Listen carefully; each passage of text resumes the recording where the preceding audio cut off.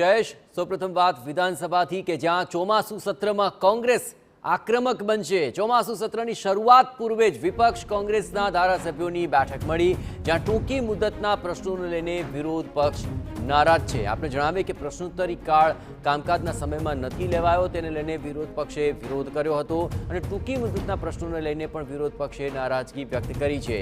અને આ સત્ર શરૂ થાય એ પહેલા જ કોંગ્રેસે આક્રમક વલણ અખત્યાર કર્યું છે અને વિપક્ષ કોંગ્રેસના ધારાસભ્યોની એક બેઠક કે જેને લઈને નારાજગી વ્યક્ત કરવામાં આવી છે બેઠકમાં। અને આગામી સમયની અંદર આ 3 દિવસના સત્ર દરમિયાન કયા કયા મુદ્દાઓને લઈને કોંગ્રેસ વિરોધ કરશે તેને લઈને પણ બેઠકમાં ચર્ચા થઈ।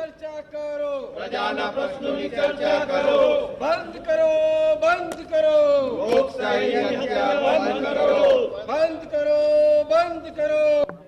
એમાંથી રાજ્યના મુખ્યમંત્રીથી લઈને નીચેનો કર્મચારી સુધીનો પગાર ચૂકવાય છે, જે બજેટમાંથી વિકાસ માટે ફંડ ફળવાય છે। ચારે તરફ આજે ગુજરાતમાં પ્રજાના પરસેવાનો વેડફાટ થઈ રહ્યો છે। ભ્રષ્ટાચાર ભાજપના રાજમાં જાણે શિષ્ટાચાર બની ગયો હોય એવી સ્થિતિનું નિર્માણ થયું છે। ચારે તરફ અધિકારીઓનું રાજ ચાલે છે અને જે પ્રજા આ સરકારના ભ્રષ્ટાચાર, ગુનાહિત બેદરકારીનો ભોગ બની રહી છે, એ રાજકોટનો અગ્નિકાંડનો બનાવ હોય, મોરબીની બ્રિજ દુર્ઘટના હોય, વડોદરાની હોળી દુર્ઘટના હોય કે તક્ષશિલા કાંડ કે બીજા બનાવો હોય, એની ચર્ચા, એના પીડિતોનું દર્દ વિધાનસભામાં રજૂ થવું જરૂરી છે। ગુજરાતમાં ચારે તરફ ભ્રષ્ટાચાર થતો હોય, ગેરવહીવટ હોય તો એની ચર્ચા થવી જરૂરી છે।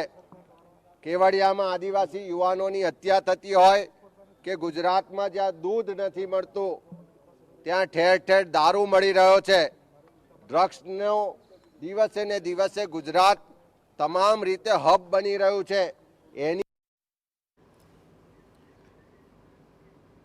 તો વિપક્ષના આકરા તેવર છે અને આજ તેઓ વિરોધ પણ નોંધાવી રહ્યા છે। વધુ વિગતે વાત કરવા માટે જોડાઈ રહ્યા છે ટીવી9 સંવાદદાતા નરેન્દ્ર। વિપક્ષ આકરા મૂડમાં જણાઈ રહ્યું છે, ખાસ કરીને પ્રશ્નોત્તરી કાળ નથી તેનો સૌથી મોટો વિરોધ છે, પણ એવા કયા અન્ય મુદ્દાઓ છે કે જેને લઈને પણ આખરે વિપક્ષે નારાજગી વ્યક્ત કરી છે?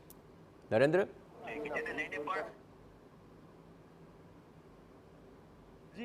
વિધાનસભા સત્રની શરૂઆત ચોમાસુ સત્રની થઈ છે અને અત્યારે હાલ આપ જોઈ રહ્યા છો કે કોંગ્રેસના તમામ ધારાસભ્યો છે ઉપસ્થિત છે અને તેઓ અત્યારે હાલ દેખાવો કરતા આપને જોવા મળી રહ્યા છે। મહત્વનું છે કે કોંગ્રેસના સભ્યો દ્વારા થોડા દિવસ પહેલા જ એક પત્ર લખવામાં આવ્યો હતો અને એમાં સ્પષ્ટ માંગ કરવામાં આવી હતી કે ટૂંકી મુદતનું સત્ર બોલાવવામાં ના આવે, એ જ બાબતને લઈને અત્યારે હાલ વિરોધ પ્રદર્શન કરતા સભ્યો જોવા મળી રહ્યા છે। આપણી સાથે સભ્યો છે, એમની સાથે વાતચીત કરીએ। તુષારભાઈ, આપના દ્વારા એક પત્ર પણ લખવામાં આવ્યો હતો વિધાનસભા અધ્યક્ષને અને કહેવામાં આવ્યું હતું કે યોગ્ય સમય આપવામાં આવે કારણ કે પ્રજાના પ્રશ્નોની ચર્ચા થઈ શકે। સ્વાભાવિક છે કે અત્યારે તમે જુઓ છો કે રાજકોટની ઘટના હોય કે ખુલ્લેઆમ ભ્રષ્ટાચારમાં જે લોકો પકડાઈ રહ્યા છે એ પ્રકારના બનાવો રોજે રોજ બની રહ્યા છે। એવા ઘણા બધા પ્રશ્નો છે, અતિવૃષ્ટિને કારણે થયેલા નુકસાનના વળતરની બાબત હોય કે ખેડૂતોને ખાતર ના મળવાની સમસ્યા હોય, એવા અનેક પ્રશ્નો અમે લોકોના પ્રશ્નો ઉજાગર વિધાનસભા મારફત કરીને સરકાર સુધી પહોંચાડવા માંગીએ છીએ, પણ સરકારે જે રીતે સત્રનું આયોજન કર્યું છે એમાં અમારે પ્રજાના પ્રશ્નો ઉજાગર કરી શકીએ એવો કોઈ અવકાશ અમને આપ્યો નથી, કારણ કે માત્ર ને માત્ર બિલો પાસ કરવા માટે જ આ સત્ર બોલાવ્યું હોય એવું લાગી રહ્યું છે, જેના કારણે પ્રજાના પ્રશ્નોની અમે ચર્ચા કરી શકવા અસમર્થ થઈ રહ્યા હોય એવી લાગણી અમને થઈ રહી છે। ઓકે શૈલેષભાઈ, પરંપરા કઈ રીતની રહી છે અને આપને શા માટે લાગી રહ્યું છે કે પરંપરા તોડીને ટૂંકી મુદતના પ્રશ્નો આ વખતે લાવવામાં આવે છે?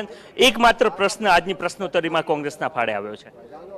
જે રીતે ભારતીય જનતા પાર્ટી પ્રજાના પ્રશ્નોથી, સમગ્ર કાંડોથી ખંડિત ભ્રષ્ટ ભાજપની આ સરકાર એ પ્રજાના પ્રશ્નોને વાચા આપવામાં પાછી હટ કરી રહી છે। વિધાનસભામાં ધારાસભ્યોને પોતાના અધિકારના સ્વરૂપમાં પ્રશ્નો પૂછવાનો અધિકાર છે। 6 મહિનાની અંદર એક સત્ર બોલાવવું પડે, એ સત્ર આ રીતે સત્ર બોલાવવામાં આવ્યું છે। સરકાર ફક્ત ઔપચારિકતા પૂરું કરવા માટે આ સત્ર બોલાવ્યું છે અને જેના કારણોસર સ્પષ્ટપણે દેખાય છે કે સરકાર એવું તો શું છુપાવવા માંગે છે। પ્રજાના પ્રશ્નો પૂછવા માટે જે અધિકાર પ્રજાના ચૂંટાયેલા પ્રતિનિધિઓને આપવામાં આવ્યો છે, અધિકાર આ વખતે વિધાનસભામાં ધારાસભ્યોનો અધિકાર છીનવામાં આવ્યો છે। ધારાસભ્યોનો અધિકાર એટલે પ્રજાના પ્રશ્નોનો અધિકાર છીનવામાં આવ્યો છે માટે પ્રજાના પ્રશ્નોથી સરકાર પીછેહટ કરી રહી છે અને કંઈક છુપાવવાનો પ્રયત્ન કરી રહી છે, પણ છૂપશે નહીં. કોંગ્રેસના ઓછા ધારાસભ્યો છે. જે પણ મુદ્દો હશે, ખાસ કરીને કાંડોથી ભરપૂર આ ભારતીય જનતા પાર્ટીની સરકાર જે પીડિતાઓને ન્યાય આપવામાં નિષ્ફળ ગઈ છે એના મુદ્દાઓ પણ વિધાનસભા ગૃહની અંદર ગુંજવવામાં આવશે. તો અલગ અલગ જે પ્રશ્નો છે એને લઈને કોંગ્રેસ દ્વારા દેખાવો કરવામાં આવી રહ્યા છે અને જે આક્ષેપો કરવામાં આવી રહ્યા છે કે 6 મહિના બાદ સરકાર જે મંત્રીમંડળ અથવા તો જે સત્ર છે એ બોલાવવું જરૂરી હોય છે અને એ જ બાબતને ધ્યાનમાં રાખીને માત્ર ને માત્ર બિલ પસાર કરવા માટે સરકાર માંગતી હોવાના આક્ષેપ એમના દ્વારા કરવામાં આવી રહ્યા છે. આજે કુલ 5 પ્રશ્નો પૈકી એકમાત્ર પ્રશ્ન કોંગ્રેસના ફાળે આવેલો જોવા મળી રહ્યો છે.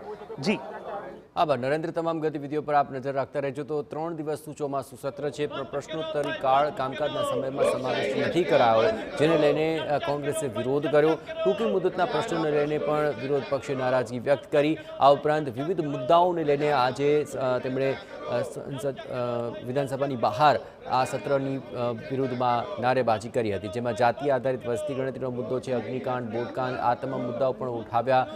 આજે જે અલગ અલગ 5 વિધેયક આખરે આ સત્રની અંદર મૂકવાના છે, જેમાં આજે અંધશ્રદ્ધા વિરુદ્ધનું જે બિલ છે તે પણ રજૂ કરવામાં આવનાર છે. કાળા જાદુ, અંધશ્રદ્ધાને લઈને પણ આજના બેઠકને લઈને ઘણી જ મહત્વપૂર્ણ નજર તે બિલ પર રહેવાની છે. પણ વિધાનસભાના પગથિયા પાસે કોંગ્રેસે દેખાવો કર્યા, જેમાં અતિવૃષ્ટિને કારણે જે નુકસાન થયું છે તેને લઈને જવાબ આપો. આ ઉપરાંત કોંગ્રેસના ધારાસભ્યોએ એપ્રોન પહેરીને તેની ઉપર વિવિધ મુદ્દાઓ ટાંકીને વિરોધ કર્યો હતો.